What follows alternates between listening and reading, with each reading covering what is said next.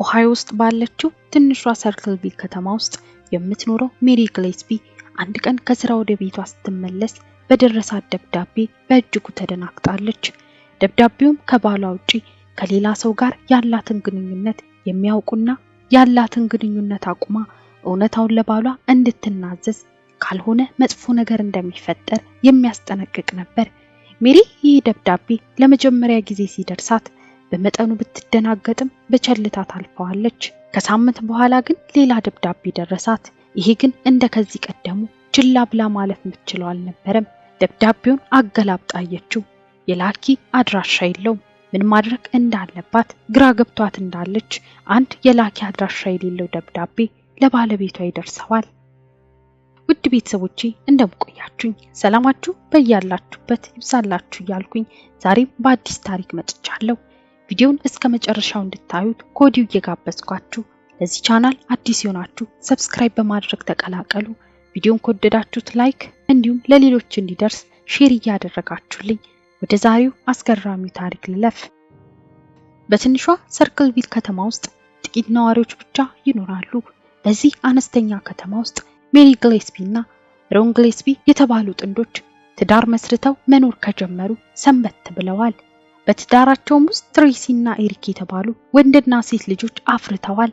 ሜሪ የአንድ ትምህርት ቤት የተማሪዎች ማመላለሻ አውቶቡስ ሾፌር ሆና በማገልገል ረጅም ጊዜ አስቆጥራለች። ጧት ተማሪዎቹን ከቤታቸው ወደ ትምህርት ቤት ታደርሳለች። ትምህርቱ ሲያልቅም ወደ ቤታቸው ትመልሳለች። አንድ ቀን ታዲያ ስራዋን አጠናቃ ወደ ቤት ስትመለስ አንድ ደብዳቤ ተልኮላት ታገኛለች። የኮሎምበስ ኦሃዮ ማህተብ ያረፈበት ሲሆን የላኪ አድራሻ ወይም ስም የለውም። ደብዳቤውን ማንበብ ጀመረች። ከምትሰራበት ትምህርት ቤት አስተዳዳሪ ጋር ያለሽን ግንኙነት እናውቃለን፣ በቶሎ አቁሚ። በተጨማሪም ያደረግሽውን ሁሉ ለባልሽ ተናዘዢ። ይህንን የማታደርጊ ከሆነ መጥፎ ነገር ይከሰታል። ቤትሽን እናውቀዋለን፣ ልጆች እንዳሉሽም እናውቃለን የሚል ትዕዛዝ አዘል መልእክት ነበር።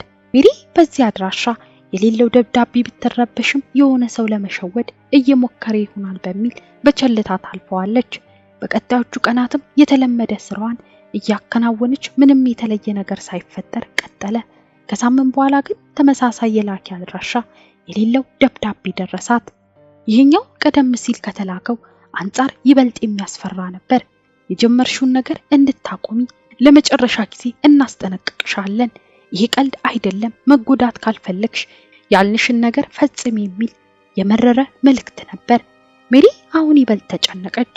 ማን እየተከታተላት እንደሆነ ለማወቅ ምንም ፍንጭ የላትም።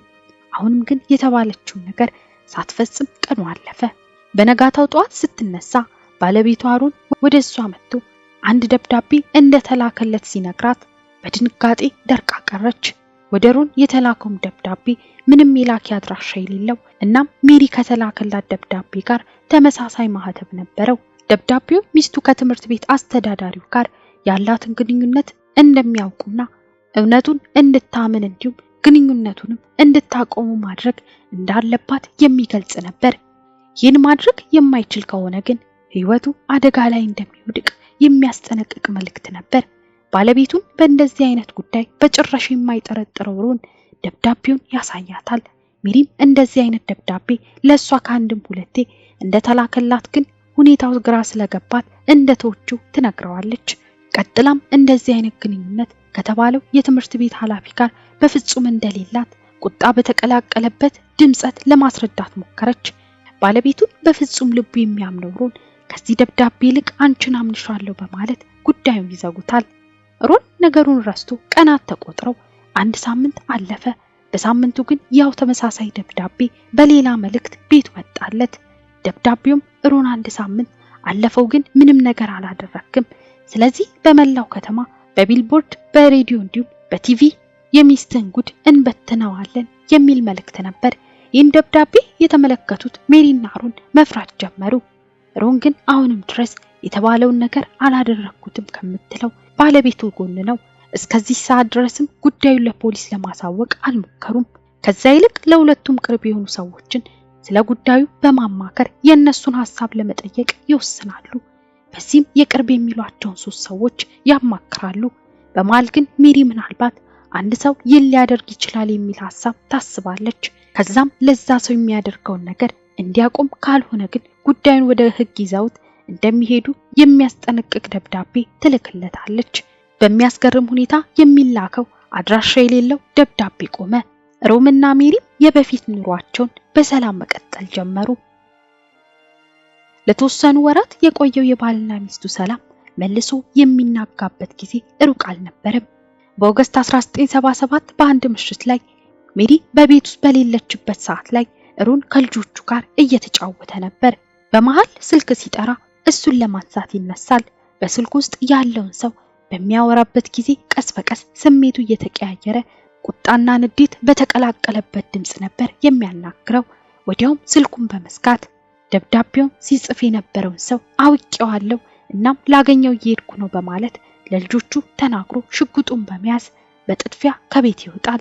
መኪናውን በማስነሳት ጉዞውን ጀመረ። ነገር ግን ብዙም አልቆየም። የሮን መኪና ከአንድ ዛፍ ጋር ተጋጭቶ ተገኘ። በውስጡ የሮን በድን አካል ነበር። ወደ አደጋው ስፍራ የደረሰው ፖሊስ የሮን ሽጉጥ አንድ ጥይት ተተኩሶ እንደነበር ይመለከታል። ማን ላይና ለምን እንደተኮሰ ግን ማረጋገጥ አልተቻለም ነበር። ምንም አይነት ማስረጃ ማግኘት ስላልተቻለ የፖሊስ የመጀመሪያ ጥርጣሬ ሮን ጠጥቶ ሰክሮ ሲያሽከረክር ነበር የሚል ሆነ። የሮን ቤተሰቦች ግን ሮን መጠጥ እንደማይጠጣ ከአደጋው በፊትም ከልጆቹ ጋር አብሮ እያሳለፈ ብቻ እንደነበር ተናገሩ። በዚህም ነገሩ ይበልጥ ውስብስብ እየሆነ መጣ። ከሮን ሞት በኋላ እነዛ ስለ ሜሪ የሚያወሩ ደብዳቤዎች በመቶዎች ታትመው ለከተማው ነዋሪዎች መዳረስ ጀመረ። ነገሩ ይበልጥ ትኩረት እየተሰጠው መጣ። አሁን ላይ ሜሪ ለህይወቷ መስጋት ጀምራለች። ባሏን ከሞት ካጣች በኋላ ተረኛዋ እሷ ለመሆኗን ማረጋገጫ አልነበራትም ነበር። ለነዋሪዎቹ የሚላከው ደብዳቤ ቀጠለ። በመጨረሻ ሜሪ አምኛለሁ አለች። ከባሏ ውጭ የነበራትን ግንኙነት በይፋ አመነች። እንደ ሜሪ ሐሳብ ከሆነ ይህ ጉዳይን አምና መናገሯ ነገሩን እዚህ ላይ ያቆመዋል የሚል ነበር። ጊዜው ግን ረፍዶባታል። ነገሮች ይበልጥ መጥፎ እየሆኑ መጣባት። በ1983 ሜሪ ልጆቿን ይዛ መኪና በምታሽከረክርበት ወቅት አንድ ነገር ትመለከታለች።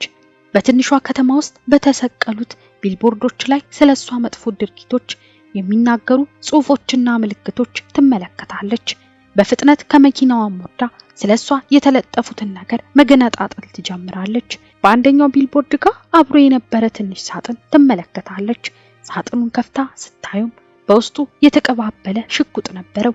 በቀጥታ ፖሊስ በመጥራት ያገኘችውን ሽጉጥ ታሳያለች። በአጋጣሚ ሽጉጡ ላይ ያለው ሲሪያል ነበር ባለመነሳቱ የሽጉጡ ባለቤት ይሆናል ብለው ያሰቡት ሰው ጋር ይሄዳሉ። ከመሳሪያው ሲሪያል ነበር ወይም መለያ ቁጥር ጋር የተመሳሰለው ሰው የሮን እህት ባል የሆነው ፖል ነበር። ፖሊስ ወደ ፖል በመሄድ መሳሪያው የሱ መሆኑን ይጠይቁታል።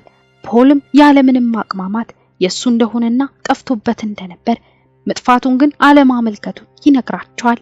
ፖሊስ ፖልን በአንድ ወረቀት ላይ ጽሑፍ እንዲጽፍ ያደርጋል። ከዛም እስከ ዛሬ ከሚላኩት ደብዳቤዎች ጋር ጽሑፉን በማመሳሰል ፖልን በቁጥጥር ስር ያውለዋል። ምርመራም ተጀመረ። በመጨረሻም ፖል ከዚህ ሁሉ ነገር ጀርባ ያለው ሰው ነው በመባል ፍርድ ቤት ወንጀለኛ ይለዋል። በዚህም የ24 ዓመት እስራት ግን ከ7 ዓመት ጀምሮ አመክሮ መጠየቅ እንደሚችል ተገለጸ። ከዚያም ወደ እስር ቤት ወረደ። ፖል ግን እስከ መጨረሻው ድረስ እኔ ያላደረኩትም እያለ ቢከራከርም ፍርድ ቤት ውሳኔውን አስተላለፈ። የዚህ ሁሉ ዓመት ድራማም እዚህ ላይ ያበቃ መሰለ። አስገራሚው ነገር ግን አሁንም አላበቃም። ደብዳቤዎቹ በመላ ከተማው አሁንም መላኩን ቀጠሉ። ፖል በዚህ ጊዜ ድምጹን ለማሰማት ይሞክር ጀመር። እኔ እስር ቤት ነኝ፣ እንዴት አሁንም ልጽፍ እችላለሁ በማለት ንጹህነቱን ለማስረዳት ይሞክር ነበር። በፍርድ ቤት ጥፋተኛ የተባለው ፖል ግን ሰሚ ሊያገኝ አልቻለም። ፖል በእስር 7 ዓመታት አስቆጠረ። ቀደም ሲል በፍርድ ቤት በተሰጠው መብት መሰረት በአመክሮ ለመውጣት ጥያቄ አቀረበ። ጥያቄው ግን ውድቅ ተደረገበት። ዳግመኛ የእስር ጊዜውን ቀጠለ። በእስር ቆይታው ፖል ራሱ አንድ ደብዳቤ ደርሰዋል።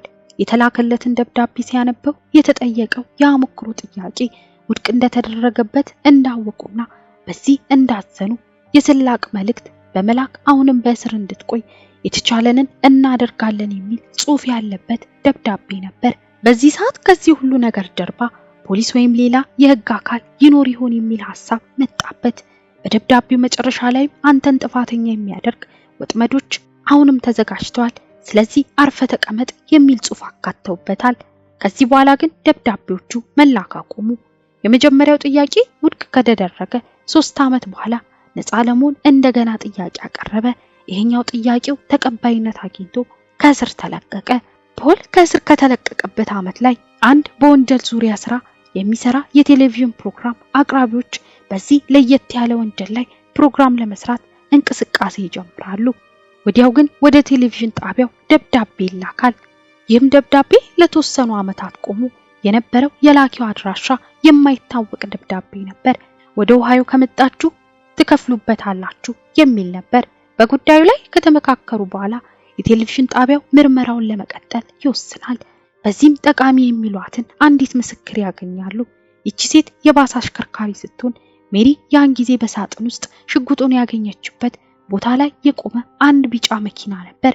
እዛ መኪና ጋር ቆሞ የነበረው ሰውም በፍጹም የታሰረውን ፖልን እንደማይመስል ትናገራለች።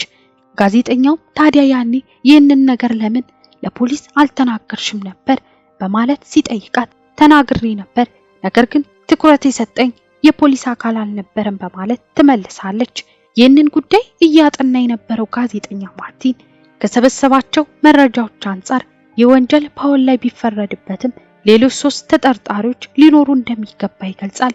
የመጀመሪያው ከሜሪ ጋር የተጠረጠረው የትምህርት ቤቱ ኃላፊ ሲሆን ሌላው ደግሞ የሜሪ የሥራ ባልደረባ በእሷ ላይ ያለው የተለየ ስሜት ይህንን ጉዳይ ሊያደርጉ የሚችልበት እድል እንዳለ ሲያስቀምጥ፣ የመጨረሻው ደግሞ ቀደም ብሎ የፈታት የፓውል ሚስት ልትሆን እንደምትችል ይገመታል። የፓውል ሚስት ከፓውል ጋር ከተፋታች በኋላ አዲስ ፍቅረኛ ይዛ ነበር። አዲሱ ፍቅረኛዋ ሜሪ ያንን መሳሪያ ያገኘችበት ሳጥን አካባቢ የቆመው ቢጫ መኪና ጋር ከቆመው ሰው ጋር ገጽታቸው እንደሚመሳሰል ተመስክሯል። ነገሩን ይበልጥ የሚያጠናክረው ደግሞ የዚህ ሰው ዘመድ ከዛች ቢጫ መኪና ብራንድ ጋር የሚመሳሰል ቢጫ ቀለም ያለው መኪና መኖሩ ነው። አንዳንድ ሰዎች ይህንን ሁሉ ያደረገው ፓውል ነበር፣ እሱም ለጥፋቱ እስራት ከፍሎበታል፣ ሌላ ምንም ሚስጥር የለውም ቢሉም ሌሎች ደግሞ የፖሊስ አባልንም ያካተተ የተቀነባበረ ወንጀል ነው ብለው ይከራከራሉ። በመጨረሻ ግን ፓውል የዚህ ሁሉ ስራ ባለቤት ነው በሚል ሕግ ፈርዶበት የእስር ጊዜውን ጨርሶ መዝገቡ ተዘግቷል። ፓውል ሕይወቱ እስካለፈበት 2012 ዓመተ ምህረት ግን ይህን ሁሉ ነገር እሱ እንዳልፈጸመ እየተናገረ ነበር። ውድ ቤተሰቦቼ ለዛሬ ያዘጋጀሁት ቪዲዮ ይህን ይመስል ነበር። እስኪ እናንተስ ማን ይመስላችኋል? በኮሜንት ላይ አሳውቁኝ። ይህ ቪዲዮ ከተመቻችሁ ላይክ አድርጉ፣ እንዲሁም ሼር እያደረጋችሁ ለሌሎች አድርሱልኝ። ለዚህም ቻናል አዲስ ሆናችሁ ሰብስክራይብ በማድረግ ተቀላቀሉ። በሌላ አዲስ ታሪክ እስክንገናኝ ድረስ ቸር ቆዩልኝ።